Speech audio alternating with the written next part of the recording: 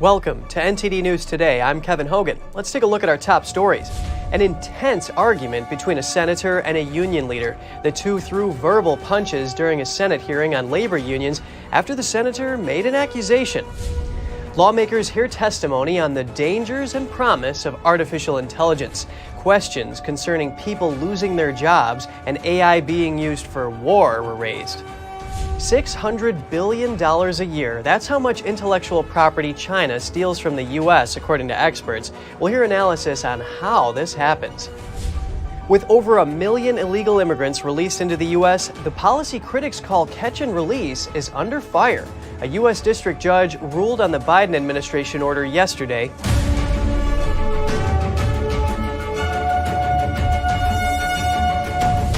A heated argument during a Senate hearing on labor unions. A Republican senator accused union leaders of using intimidation tactics to gather members, and one union leader fired back. The Senate Health, Education, Labor, and Pensions Committee held a hearing on Wednesday. Senator Bernie Sanders led the hearing, focusing on anti-union tactics allegedly used by large companies. Republican Oklahoma Senator and business owner Mark Wayne Mullen accused union leaders of using intimidation tactics against employees and CEOs to make workers join their unions. Mullen reportedly took over his father's business at the age of 20 and grew the company from having 6 employees to having 300. My guys were making money. They were getting paid more than the union halls were paying their plumbers. Our benefits were better. But because we started bidding jobs that were union jobs and winning those, union pipe fitters decided they were going to come after us. They would show up at my house. They'd be leaning up against my trucks. I'm not afraid of a physical confrontation. In fact, sometimes I look forward to it. That's not my problem. But when you're doing that to my employees... One of the union leaders present was Teamster President Sean O'Brien, who got into a verbal exchange with the senator. Mullen accused O'Brien of not having created a single job while making other people's paychecks smaller. That's where the two started speaking over each other, with Senator Bernie Sanders trying to calm the situation down. No, we don't force Senator, you've asked the question. You're out of line. Let him answer the Actually, I question. haven't, and don't tell me I'm out of line. You are out of line. Don't tell me I'm out of line. Well, you frame, don't tell me. I'm making a statement. You frame the statement You need like to a shut tough your guy. mouth Yeah. because you don't know You're what gonna you're tell me to talking shut my about. mouth? Yes, Yeah. I did. Hold it. Yeah. Hold it. Yes, Tough guy. I'm not afraid of physical. Senator, You don't have hold to be, it. but don't sit there and tell me I'm out of line. O'Brien later stated that he did create jobs and that Teamster create opportunities by holding CEOs accountable. If you don't want a right to work state, don't force somebody to pay dues to an organization they may not agree with. Don't force somebody to do something they don't want to do. That's called employee choice. If you want to be part of a union, God bless you, be part of a union. NTD reached out to the Teamsters for further comment on Mullen's allegations, but didn't immediately hear back. A House committee heard new testimony yesterday on the perils and promises of artificial intelligence. NTD's Daniel Monahan has more on what was discussed. All right, good afternoon, everyone. After delivering a lengthy opening statement, Committee Chair Nancy Mace illustrated the power of new AI innovations in a very direct way. Everything I just said in my opening statement was, you guessed it, written by ChatGPT. ChatGPT is an AI technology that can convincingly mimic human writing, visual art, and other forms of expression. Eric Schmidt, a former CEO of Google, says machine learning has taken the world by storm. I've been doing this for 50 years, and I have never seen something happen as fast as this round. Schmidt pointed out that it took just 5 days for ChatGPT to reach 1 million users. According to Schmidt, a new epoch of human experience is upon us. The ability to have non-human intelligences that we work with and occasionally have to deal with is a major change in human history.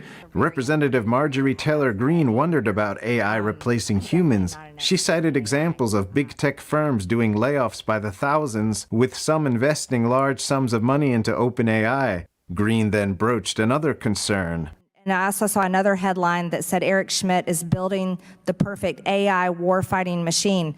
So I thought you'd be the perfect person to ask about this. Let me be clear, that's for the benefit of the United States. Only if it's in the United States' hands, though, Dr. Schmidt. MIT professor Alexander Madry testified that AI is already being deployed and broadly adopted, while Representative Jerry Connolly suggested there may be a precedent for more intensive federal involvement. Meanwhile, Representative Kwesi Mfume urged society to proceed with caution. I don't know that we can do enough to ring the bell on this. Another subject of concern for some is the reported leftward skew of ChatGPT. Epic TV's Jeff Carlson has written about the program's apparent political bias on everything from President Biden and former President Trump to the January 6th Capitol breach. Daniel Monahan, NTD News. The Chinese Communist Party, or CCP, is the biggest threat to U.S. national security and leadership globally. That's according to the U.S. Director of National Intelligence. The assertion was made at a Senate hearing on global security threats yesterday. NTD's Jeremy Sandberg has more on testimonies from top intelligence officials. Hearing to order. Top intelligence officials shared what they think are the major threats to national security on Wednesday. The CCP topped the list. Senators expressed concerns about quickly evolving technology from around the world, and if the U.S. is able to keep up with the threats to national security innovation brings. Senator Marco Rubio, the vice chairman of the committee, asked about the social media app TikTok and the threats it poses. FBI Director Christopher Wray affirmed the CCP could use TikTok to control software on millions of devices given the opportunity, as well as control the data on millions of users. Could they use it to drive narratives, like to divide Americans against each other? For example, let's say China wants to invade Taiwan, to make sure that Americans are seeing videos arguing why Taiwan belongs to China and why the U.S. should not intervene? Yes, and I would make the point on that last one in particular that we're not sure that we would see many of the outward signs of it happening if it was happening. Rubio feels TikTok is probably one of the best surveillance tools on the planet. We've invited them in and protected them by our laws. So I don't understand why this company is allowed to operate. Wray pointed out the difference between the private and public sectors in the U.S., but he says that line doesn't exist for the CCP in the way that it operates. He says technology and economic security have become inextricably intertwined with national security. On the cyber side, our critical infrastructure is in 85% of it or something is in the hands of the private sector. And if you look at our innovation, if you look at our PII, our personally identifiable information, the percentage is even higher. And if you look at what the Chinese are trying to steal, that's where it is. Senator Mark Warner, the chairman of the committee, questioned the national security implications if China is able to lead the way in areas like 5G, rare earth mineral extraction, and biotech innovation. He honed in on U.S. corporations' investment in China. Too many of our corporate world still believes that that these collaborations inside of China are benign, even though when they turn a blind eye to the literally unprecedented amounts of intellectual property theft, too often because they're making way too much money on investing in China tech. Senator John Cornyn raised the issue of the U.S. financing its number one adversary and helping them grow their military strength. He says a lack of transparency makes the problem hard to gauge. Avril Haines, the director of National Intelligence, says a system should be put in place to create transparency around U.S. investment in China. Jeremy Sandberg, NTD News. The sheer volume of how many U.S. trade secrets are stolen by China is back in the spotlight. We get analysis on this from an expert who is working to have a bill introduced to prevent it. Please welcome Randy Landrino, the president of U.S. Inventor, Inc. It's great to have you with us today, Randy. Great to be here. Representatives heard testimony from experts that the Chinese Communist Party steals up to $600 billion of U.S. intellectual property every year. That's around $6,000 for every American family. Can you describe how this process takes place and what safeguards can be put in place to prevent it? You know, I mean, they've been doing this for quite some time. And part of the problem is that we have huge corporations that want to be in China. And in doing so, they give up.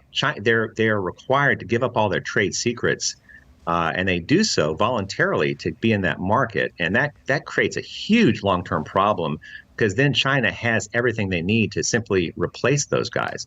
But as far as the theft, I mean, look, you've got hacking that happens. You've got spying that happens. I mean, golly, I don't know if you followed what happened regarding Chinese grad students getting into important universities where they're doing viral research and having access to very, very sensitive things and these are individuals that have been, in many cases, eventually proven to be tied to the CCP. So they're very smart, they're very devious, and they're using everything they can to get ahead of us. So, Randy, you touch on these Chinese nationals in America being able to have access to these sensitive pieces of information. Now, one expert said the Chinese regime steals basically everything related to intellectual property. That includes aerospace, deep-sea technology, biotechnology, information technology, manufacturing, clean energy, electric battery technology, and DNA genomics. These are some really sensitive fields. What needs to be done to wake the U.S. up to this threat? You know, I think we kind of take a lot for granted, and we've had it so easy for so long, and a lot of Americans don't really understand the threat. Part of it is if they're being lax with their secrets, wow, that's a problem. But another side of it is being lax or giving up the secrets as part of a deal to be able to be in the Chinese market. Again, that's a very short-sighted view that ends up hurting America, and the very companies who do it for short-term gains hurts them drastically long-term. I think, I'm not sure what can be done legislatively, but I got to tell you, a lot of this boils down to people simply being aware and doing the right thing. Randy, has the U.S. done anything that would facilitate this intellectual property theft by the CCP? Oh, the thing one of the things that U.S. has done that's shocking in this effort to that big tech had a big part in to weaken, to make it easier to invalidate the patent of a startup that otherwise would have competed. What was created was an administrative court. So where all the battles regarding intellectual property used to take place in a real court with a judge and a jury and a lot of due process. Now they almost all end up in this administrative court. It's very unjust, where 84% of the patents that get totally reviewed there get invalidated. And Chinese companies connected to the CCP also use this administrative court legally to invalidate the patents of Americans and take our technologies. ZTE and Huawei have done it a couple hundred times. I can tell you of another situation too, where big tech entities are kind of working with Chinese CCP entities. There was recently a case of an American inventor who had his patent validated by Microsoft using this administrative court that's part of this new broken system we have. They actually didn't do it for themselves. They did it for their strategic partner, Xiaomi, a Chinese company. And how is it that an American company is invalidating the patent of an American for a Chinese CCP-connected entity? It's all wrong, and that's a big thing that U.S. Inventor is involved in. It's usinventor.org, and all of your viewers can go there and can be a part of this effort to restore American inventors and startups by signing our inventor rights resolution. That is very concerning how this patent invalidation is facilitating this process. Randy Landrino, the president of U.S. Inventor, Inc., thank you so much for your analysis. Thank you. A Biden administration border policy was dealt a heavy blow yesterday. A federal judge ruled what critics refer to as catch and release illegal. U.S. District Judge T. Kent Wetherell ruled on Wednesday that alternatives to detention, also known as the catch and release policy, violates federal law. This is the practice of releasing illegal immigrants rather than holding them until their cases are resolved. The policy started in the early 2000s but has been used more frequently under the Biden administration. The Biden administration has released more than 1 million illegal immigrants into the U.S. through this program. Florida Attorney General Ashley Moody, a Republican, sued the government in 2021 over the policy. Biden administration officials claimed they had the discretion not to hold immigrants and that Florida lacked standing. The judge wrote in the ruling, quote, "The evidence establishes that defendants have effectively turned the southwest border into a meaningless line in the sand and little more than a speed bump for aliens flooding into the country." The judge vacated the policy and remanded it back to the government for further work. Moody reacted to the ruling, saying in a statement, "Today's ruling affirms what we have known all along. President Biden is responsible for the border crisis, and his unlawful immigration policies make this country less safe."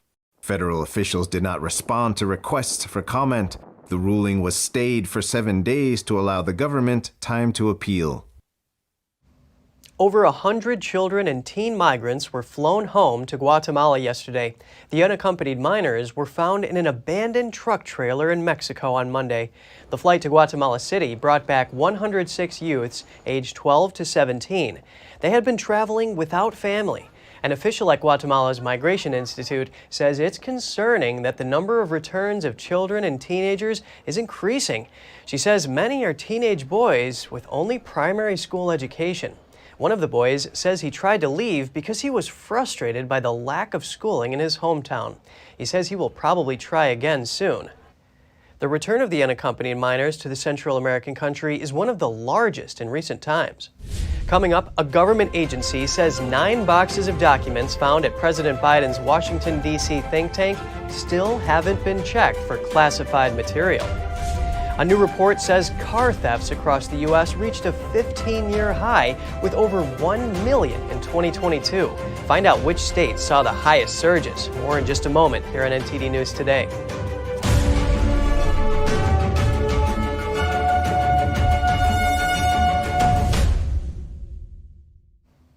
The Centers for Disease Control and Prevention is investigating a mysterious outbreak on a cruise ship that sickened more than 300 people.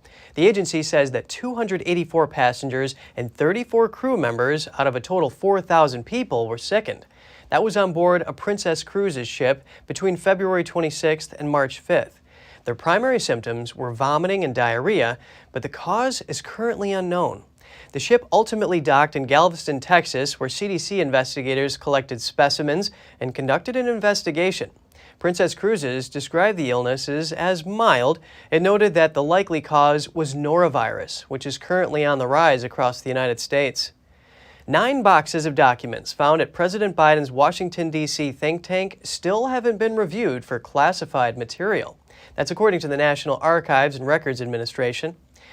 Acting Archivist Deborah Wall answered specific questions from Senators Ron Johnson and Chuck Grassley on Tuesday. The questions concerned the agency's knowledge of records found from Biden's time as vice president. Johnson and Grassley asked the agency if any of the Biden records discovered contained pseudonyms or email addresses associated with then Vice President Biden. Wall then revealed that the documents hadn't been reviewed for potentially classified or sensitive materials. A former congressional candidate has pleaded guilty to violating campaign finance law. The Justice Department says Republican Linda Bennett accepted a plea deal Wednesday on 1 count of accepting contributions in the name of another. She faces a maximum sentence of 5 years in prison, though the Justice Department has agreed to recommend probation instead of jail time. Her sentencing is scheduled for June 20th. Republican lawmakers Marjorie Taylor Greene and James Comer are planning to visit the jail holding January 6 defendants in Washington, D.C. Both representatives sit on the House Oversight Committee. A Comer spokesperson says Greene is leading the effort. The news comes 2 days after House Speaker Kevin McCarthy released more than 40,000 hours of January 6 footage to Fox News' Tucker Carlson. The tapes appeared to show that some of the events that day were less violent than some had claimed. In reaction to the tapes, Greene said Democrats lied to the American people and that they, quote, had people in place to make the Capitol breach happen. Since January 6, 2021, more than 1,000 Americans have been arrested and charged with crimes. Senator Mitch McConnell is in the hospital after a serious fall. The Senate Minority Leader tripped at a hotel in Washington, D.C. last night during a private dinner. McConnell's office didn't give details about his condition or how long he will be absent from the Senate. In recent weeks, he's the 3rd senator to be hospitalized. That's along with Senator Dianne Feinstein, who is recovering from a bout of shingles, and Senator John Fetterman, who is seeking treatment for depression. Senator McConnell also fell at his Kentucky home in 2019, fracturing his shoulder. McConnell is 81 this year and the Senate's longest-serving GOP leader. He was first elected to the U.S. Senate in 1984. A D.C. healthcare insurance service has been hit with a major data breach, putting the personal information of hundreds of lawmakers and their staff at risk. The House Chief Administrative Officer informed lawmakers of the breach in a letter Wednesday. D.C. HealthLink said that data for some of its customers has been exposed on a public forum. Thousands of enrollees have potentially been impacted. The FBI has been investigating the data breach since it discovered the information on the dark web. According to officials, it does not appear that members of the U.S. House of Representatives were specifically targeted by the attack. An Iowa House bill is looking to prevent diversity, equity, and inclusion offices at public universities. It would prohibit funds from going to such offices for operation or hiring. The bill's supporters say the move is necessary for boosting academic excellence. The bill does not apply to courses or research done by an institution's students or faculties and guest speakers on these topics. Related policies, training, and practices that are required by the federal government are also exempt. State Representative Taylor Collins wrote in a tweet, "We will dismantle the DEI bureaucracy and return Iowa's higher education institutions' focus back to academic excellence." Supporters of DEI policies say that these efforts promote equity of race and gender, making campuses more inclusive of various beliefs and identities. But opponents point out that the policies end up favoring certain people from certain demographics while having a negative effect on others. A CSX Corporation freight train derailed early yesterday after it struck a rock slide in Sandstone, West Virginia. 3 crew members were injured and diesel fuel spilled into a nearby river. CSX said all 4 of the train's locomotives and 22 empty coal cars derailed. The lead locomotive had 3 crew members on board. They are being treated for non-life-threatening injuries. CSX said there were no hazardous materials being transported by the train, and the incident posed no danger to the public. However, the lead locomotive did catch fire because of some of the diesel fuel that leaked out. Environmental teams were deployed and containment booms were used to clean up the leaked fuel. According to a new report, car theft in the United States is hovering near a 15-year high, with every month last year seeing more than 75,000 vehicles stolen. The report was published Wednesday by nonprofit industry group National Insurance Crime Bureau. It says that the number of auto thefts nationwide surpassed 1 million for the first time since 2008. That's $8.9 billion worth and a 7% jump compared to 2021. Leading the nation in auto theft last year was California, followed by Texas and Washington State. Among the top 10, the state that had the most dramatic surge in auto theft was Illinois, followed by Washington State and New York. The president of the National Insurance Crime Bureau said one problem is that the criminal justice system offers little deterrence for car thieves. Until the core issues are addressed, the organization recommends car owners roll up their windows, remove their key, and lock their doors when they exit their vehicle. It also advises parking in well-lit areas and those watched by security when possible. Los Angeles is considering officially enshrining its sanctuary city status into its municipal code. The term is currently only a symbolic moniker. 3 Los Angeles City Council members brought forth the proposal. If passed, it would forbid any investigations or actions related to someone's immigration status. According to the proposal, it will formalize the city's sanctuary city declaration from 2019. It would also block federal immigration agents from seeing city databases or any personal information. The agents would also be banned from non-public areas like jails without a warrant. But not everyone is on board with the proposal. The Los Angeles County Republican Party chairman told the Epoch Times that sanctuary city laws fail to consider that some illegal immigrants could have criminal records, and that the proposal is destructive to a city already gripped by high crime. Safety and air travel in question again after a fistfight broke out on a Southwest Airlines plane in Dallas, Texas Monday. It marks the latest incident of unruly passenger behavior. Passengers were boarding a plane at Dallas Love Field Airport, bound for Phoenix, Arizona, when one man confronted another and started punching him. That's according to a passenger who witnessed the incident and captured it on video. Some passengers reportedly jumped in to help de-escalate the situation. It's unclear what led up to the fight, but one of the men reportedly told passengers that the person he attacked approached his family aggressively. The 2 men eventually left the plane before takeoff. Southwest Airlines acknowledged the incident in a statement, but said it has no further details to share other than the flight arrived on time and as scheduled. The Dallas Police Department responded after the incident, but didn't make any arrests. TJ Maxx is recalling nearly 82,000 office chairs sold at its stores. The problem is the back can detach from the base. A dozen people have reported it's happening to them, with 10 of them saying it caused an injury. One of those injuries was a concussion. The chairs were sold at Marshall's, TJ Maxx, Home Goods, and HomeSense stores from June of 2019 until last December. They retailed for $60 to $70. The chairs have tags with codes starting with GTA 646. They can be returned to the place of purchase for a refund. And just ahead, what's Taiwan's plan to protect itself against a potential Chinese invasion? The U.S. is helping to transform the island into a porcupine bristling with weapons.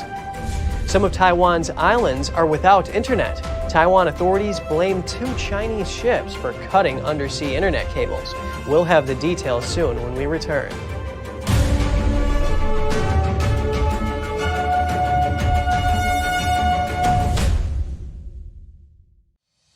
We're entering an unprecedented period of economic turmoil.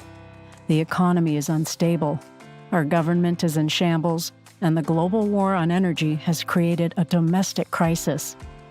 Americans need a way to protect their financial future. One way to ensure your wealth in retirement is by purchasing physical gold and silver. We can help. You can roll any part of your retirement account into a gold or silver IRA.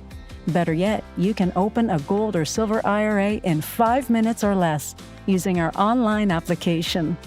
Preserving your family's financial legacy is a choice that's always available to you. And when you're ready, we're here to help. Call us and speak to one of our IRA professionals. Let's build your financial legacy together. GSI Exchange, wealth for generations to come.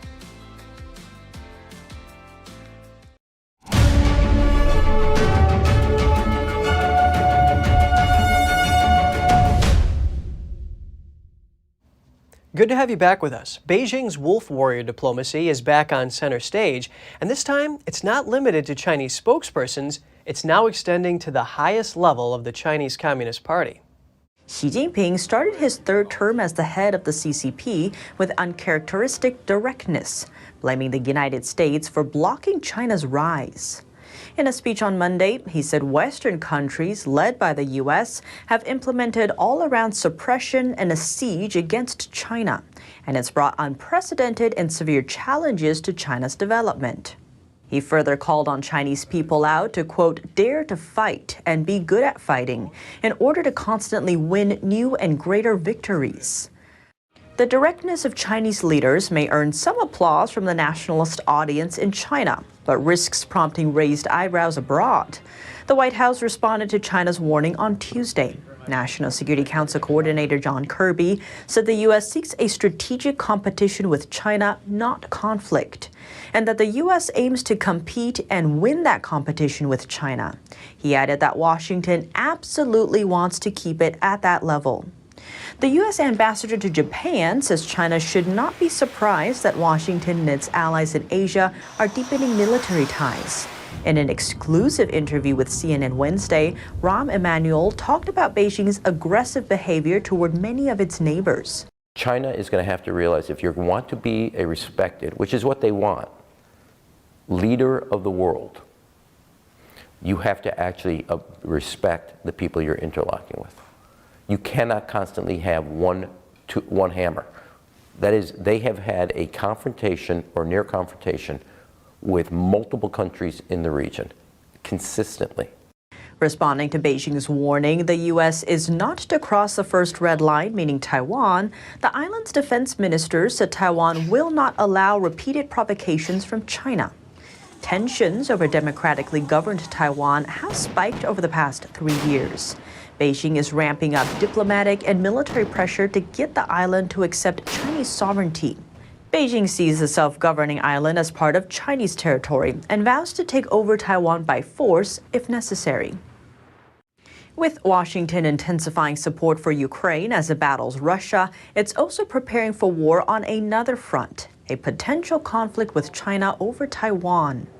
On Monday, Taiwan's defense minister confirmed there's a military plan with the U.S. underway to turn Taiwan into a huge armed camp.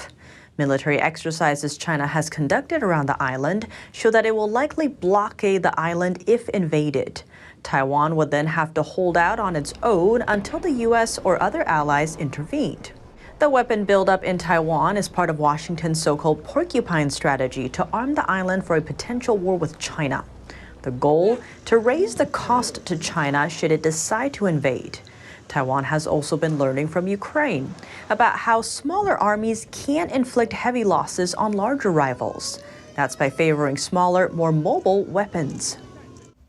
Now turning our attention to Taiwan. Residents of Taiwan's outlying islands near the Chinese coast have been without the internet for the past month. Taiwan authorities say Chinese ships are responsible. Taiwan's National Communications Commission said 2 Chinese vessels cut the submarine internet cables connecting Taiwan's outlying Matsu Islands to Taiwan's main island. The Matsu Islands are home to around 14,000 residents, and they rely on the 2 undersea cables to connect to the outside world. The owner of a bed and breakfast says the loss of internet service is having an impact on his business. After the submarine cables were cut off, many customers chose to cancel their reservations for March and April. I think at this moment, about 10 to 20% of reservations have been canceled. Taiwan authorities found 2 Chinese ships in the locations of the cuts based on automated identification system data. They said one was a fishing vessel and the other a cargo ship, but authorities stopped short of calling it a deliberate act on the part of the Chinese regime. We can't rule out that China destroyed these on purpose, because the U.S. Navy research shows that the countries in the world capable of destroying or tapping submarine cables are Russia and China.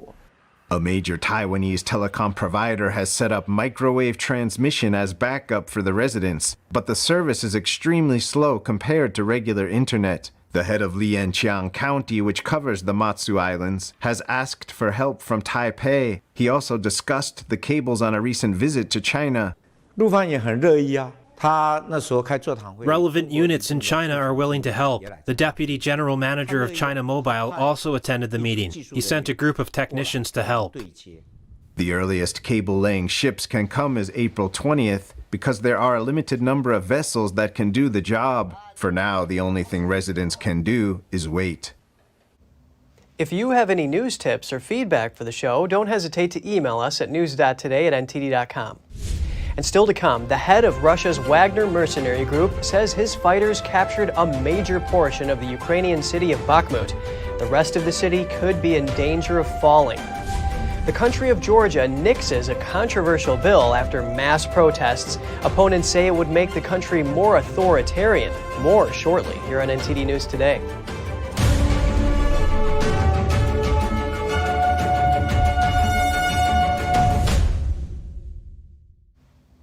Washington has obtained a warrant to seize a Russian aircraft. The Boeing 737 plane belongs to Russian oil giant Rosneft and is valued at over $25 million. The U.S. District Court for the Eastern District of New York authorized the seizure. The DOJ said the decision was based on export control violations and sanctions against Russia. The West imposed those sanctions on Moscow for its invasion of Ukraine. Rosneft is also on the U.S. sanction list, with its CEO being a longtime ally of Russian President Vladimir Putin. The DOJ said this Boeing plane had left and re-entered Russia at least 7 times since the sanctions took effect. It was last seen in the U.S. in March 2014. The Wagner mercenary group said yesterday that they've captured all of the eastern part of Bakhmut, and NATO's Secretary General said the rest of the Ukrainian city could fall to the invading army in the next few days. The head of Russia's Wagner mercenary group said on Wednesday his fighters had captured all of the eastern part of Bakhmut in one of the bloodiest battles of the year-long war. But Ukrainian defenders, who had appeared to be preparing for a tactical retreat from Bakhmut last week, on Wednesday remained defiant. Ukrainian leaders now speak of hanging on to the city and inflicting as many casualties as possible to grind down the Russian troops. But Wagner boss Yevgeny Prigozhin said his fighters have taken control of eastern Bakhmut. If true, that would mean Russian forces now hold nearly half the city in their costly push to secure the first big victory in several months. The mercenary leader said his fighters, who have been leading the attack on Bakhmut, were clearing the way for Russian forces. But Prigozhin has issued premature success claims before, and Reuters was not able to verify the situation on the ground. NATO Secretary General Jens Stoltenberg said Russia was throwing more troops into the battle. What Russia lacks in quality, they try to make up in quantity. They have suffered big losses, but at the same time, we can not rule out that Bakhmut may eventually fall in the coming days. On Tuesday, a Ukrainian medic told Reuters that all the roads out of the city were under constant heavy shelling. A Ukrainian military drone showed the scale of destruction in Bakhmut, apartment blocks on fire and smoke billowing from neighborhoods.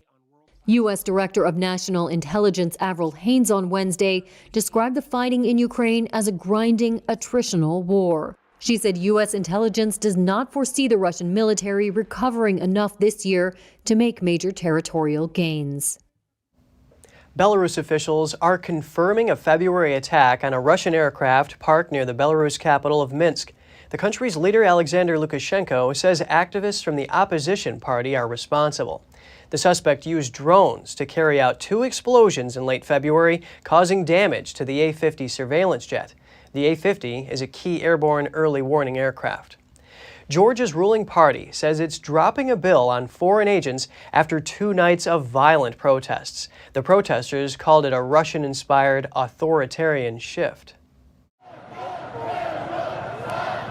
After 2 days of protests and violent unrest, the political party that controls parliament in the country of Georgia says it's withdrawn a controversial bill that opponents said would have led it down a path toward authoritarianism.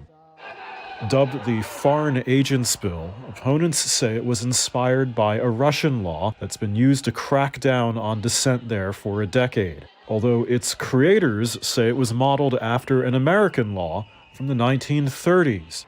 Graffiti on this wall of Parliament says 1984, after the dystopian George Orwell book. Despite the withdrawal, opposition groups say they plan to continue protesting anyway because they don't trust the majority party, called Georgian Dream. The day before yesterday, they have detained dozens of our friends illegally, so they should be released immediately from the jail because they are peaceful protesters. Georgia should be the member of the European Union and NATO. This Russian law is against Georgia's European aspirations, so we are ready to continue the protests. The proposed law would have required any person, media outlet, or civil society organization that gets more than 20% of its funding from outside the country to register itself as an agent of foreign influence or face fines. Its creators say it's needed to root out spies and foreign influence, and that it was modeled after the Foreign Agents Registration Act in the United States, which primarily regulates groups and lobbyists who work directly for foreign governments or under the control of foreign governments. But it's been denounced by the European Union and the US, which rejects the comparisons to the 1930s law. The NGO Human Rights Watch says the Georgian bill would have required onerous inspections and reporting requirements with prison for repeat offenses. Coming up in France, Notre Dame's damaged stained glass windows are getting a makeover. The building was nearly destroyed in a 2019 fire. Now the glass is being restored to its former glory.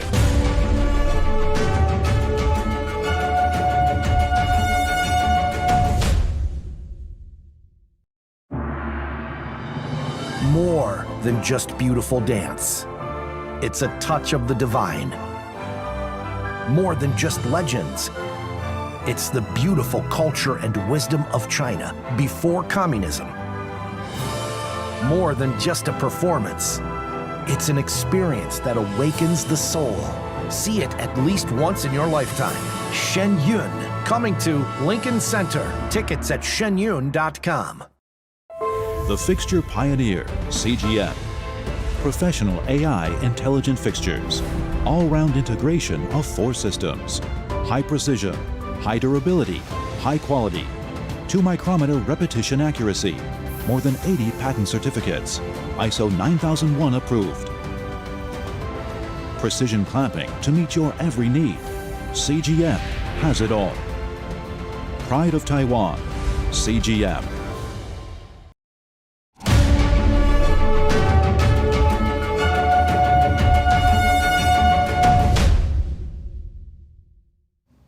Welcome back. Notre Dame Cathedral is still undergoing restoration after the building nearly burnt to the ground in 2019. Now it's time to rejuvenate the cathedral's stained glass. NTD's Andrew Thomas has the details on this delicate step. In April 2019, a fire scorched the Notre Dame Cathedral. The blaze destroyed its spire and severely damaged the whole building. Locals and tourists watched from the street in horror. Atelier Vitraux & Berre specializes in the design and restoration of stained glass. They're in charge of bringing the cathedral's windows back to life. It is a great honor to contribute to the worksite of Notre Dame in Paris. It is a very big honor, a sort of consecration because of the monument, of the historical dimension of this monument, and of what it represents. But for us, the work remains the same, whatever it is, Notre Dame in Paris or another monument. Some parts of the cathedral's stained glass windows are being restored in Marseille. We have two phases. There is a phase in the workshop. We are going to restore approximately 50 square meters in this workshop, and we have a phase at the work site, on site, where we're going to do approximately 300 square meters of dust extraction and cleaning of all the chapels. Atelier Vitraux & Berre restores and makes stained glass for churches, as well as private buildings all over France. Germaine Marie is one of the glassmasters working on the Notre Dame restoration. Here I am putting together stained glass. It's a total renovation. It's also stained glass from Notre Dame in Paris, and the lead was all damaged. There had been several renovations before, so we had to change all the lead, change the pieces as well. So here I cleaned it, and I'm starting to do the assembly. Another glassmaster working on the project says the work is fulfilling. It's interesting to see stained glass arriving at the workshop. They are pretty broken and old, and when they come out, they are in good condition. It's quite satisfying to give them a second life. French President Emmanuel Macron pledged to rebuild the Notre Dame Cathedral within 5 years. It's scheduled to reopen in 2024. Andrew Thomas, NTD News. Sprawling grasses blanket Pompeii, a city once buried by volcanic ash. Now the challenge is, how can people preserve the ancient ruins and protect them from damage by vegetation growth? The answer is sheep. These furry lawnmowers will keep unexplored areas of Pompeii in prime condition. The idea is part of a local sustainable agriculture initiative. Growing grass and other vegetation can harm historic walls and houses. Instead of using herbicides or machines, authorities deployed about 150 sheep in the northern part of the site. Officials say the initiative won't help lower carbon emissions, but it does help save money and preserve the landscape. First of all, we save money by using sheep instead of machines and people who come here and use, all kinds of tools. But then it's also something which really gives an idea of how Pompeii was in the time when it was rediscovered. It was woods, vineyards, sheep, and it was this kind of rural environment, and in the midst of that you had Pompeii. Pompeii was totally forgotten over the centuries. Pompeii covers an area of over 160 acres. The town was frozen by the eruption of Mount Vesuvius in 79 AD. Excavation of the ruins began 250 years ago, with 2/3 of them already uncovered. The ancient site offers a glimpse into the daily lives of ancient Romans. We've heard all about autonomous vehicles. Well, now the idea is also hitting construction sites. Florida excavation company Tomahawk is planning to use dump trucks that can drive themselves to help build a neighborhood in Naples. They are regular trucks that have been retrofitted with technology made by California company Taleo. While Taleo says full automation on construction equipment is still years away, the trucks use what it calls supervised autonomy. That means the equipment can operate itself, but humans can also step in and use remote controls to help out. For now, autonomous construction equipment is expected to be used primarily for land clearing and in dangerous environments like mines. The semi-self-driving dump trucks are scheduled to begin working on the Florida neighborhood this summer. Relativity, a 7-year-old startup, scrubbed its attempt to send what it calls the world's first 3D printed rocket to orbit on Wednesday.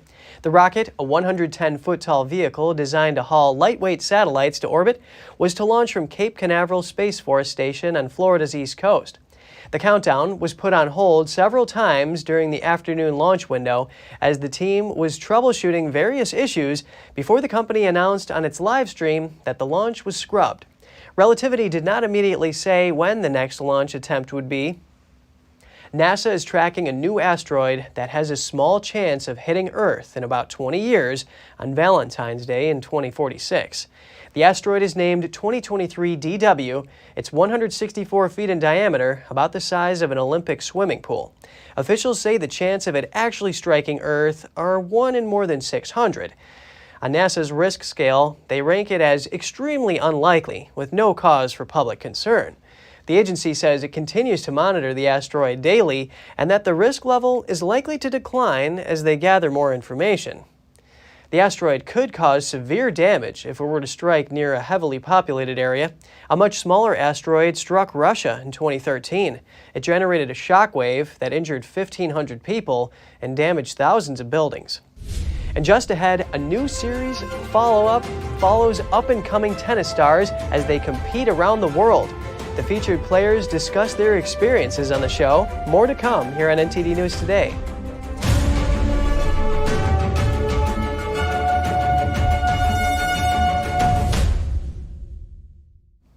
A Netflix docuseries follows rising tennis stars as they compete around the world. The featured players say the show has raised their profiles and provides a glimpse into professional tennis.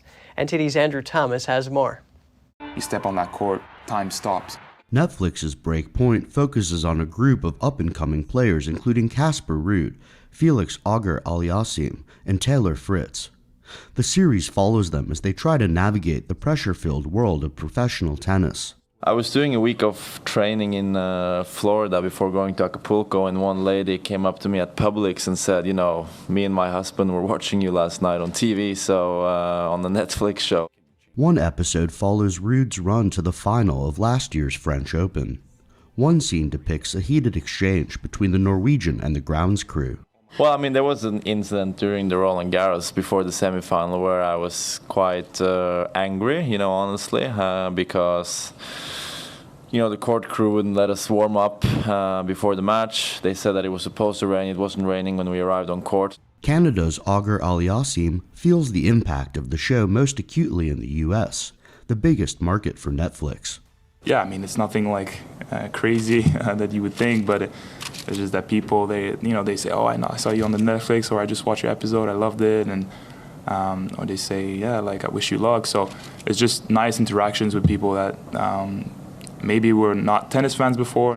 Fritz's episode documented his victory in the Indian Wells final last year. I thought the episode was really great. I think there was a couple things that was missed. I think maybe the episode made it seem like my injury was in the warm-up before my match. It was at the end of my semifinal match, and then I had only realized how bad it felt the next day. He was happy with how the episode turned out, but he added that the ankle injury he played through may have been misconstrued. Part 2 of Breakpoint will be available on Netflix in June. Andrew Thomas, NTD News.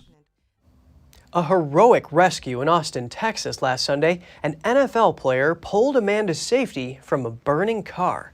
Minnesota Vikings wide receiver KJ Osborne was on his way back home in an Uber when they found a car crashed and on fire. The 25-year-old joined the Uber driver and 2 others in the rescue when they saw a man stranded in the car. He seemed slightly dazed from the collision and he couldn't move, but was still alive. Osborne recounted what he called the craziest experience of his life. we helped pull him out the car, but we were still close to the car because the whole time, this car, we had no idea if it was going to blow up. Obviously, that would have been the worst. So, I picked the guy up and, we walked him, 10, 15 yards away from the car. By then, the firefighters that came and the police and everything. And, we were able to rescue him. Right place, right time. I think, like I said in my tweet, God is real. And, I'm happy we was able to do it. The rescued man suffered minor injuries. Osborne tweeted a photo of the quartet of rescuers. They plan to visit the man at the hospital. What you eat and drink can have a profound effect on your liver health. That easily translates into overall health. Here's Gina Marie with Strong Mind and Body.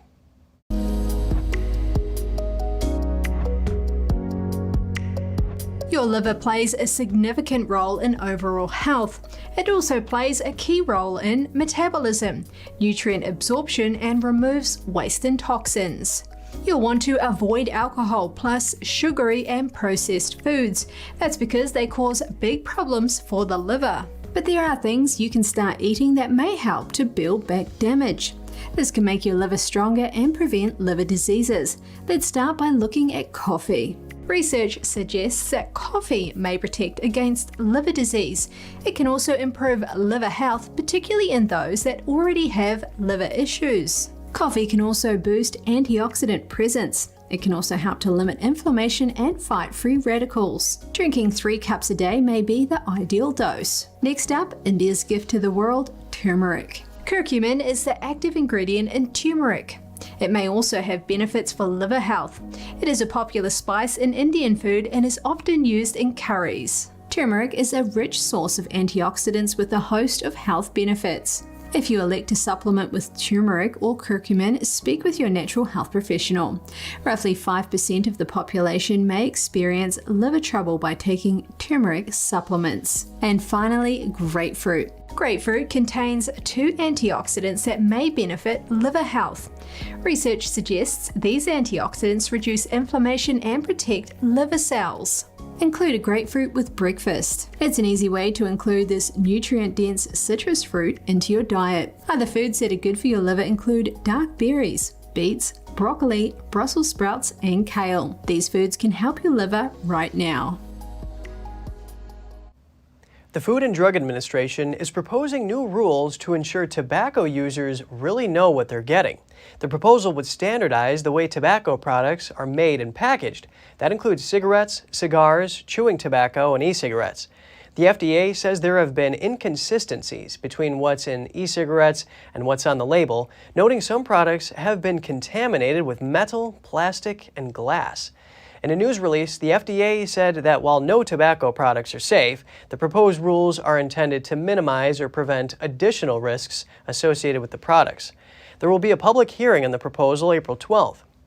A new study suggests people who eat plant-based Mediterranean diets develop fewer signs of Alzheimer's in their brain tissue. One such diet is called the MIND diet. MIND stands for Mediterranean-Intervention for Neurodegenerative Delay.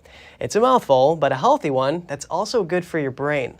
The hallmark physiological signs of Alzheimer's are sticky plaques and tangled up proteins in brain tissue. To follow the MIND diet, eat 3 daily servings of whole grains, at least 1 dark green salad, and 1 other vegetable each day, 1 daily serving of nuts, beans, or legumes every other day, berries and poultry at least twice a week, and fish at least once a week. Limit butter to no more than a tablespoon each day, and limit cheese and fried foods to no more than once a week. Also, limit red meat and sweets to less than 4 or 5 times a week. You can also enjoy 1 5-ounce glass of red wine every day on the MIND diet. A 98-year-old Kentucky woman got a chance to meet her great-great-great-grandchild. The photo went viral and contains 6 generations of her family. The family met at a nursing home residence on February 18th. Maydell Taylor Hawkins was joined by her daughter, granddaughter, great-granddaughter, great-great-granddaughter, and her new great-great-great-granddaughter. Another granddaughter was in the room taking the photo.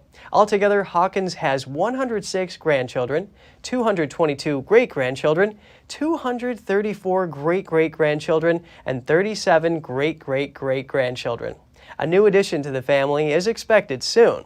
Hawkins married in 1940 when she was 16 to a man who was 50 and already had 10 kids of his own from a previous marriage. They had 13 more children together. The Guinness World Record for the family with the most living generations is 7, awarded to a New York family in 1989. That's all for today's program. We're really glad to have you with us. Please send us an email if you'd like to tell us something. We're going to put it on screen. For podcasters, that's news.today@ntd.com. I'm Kevin Hogan, NTD News, New York City.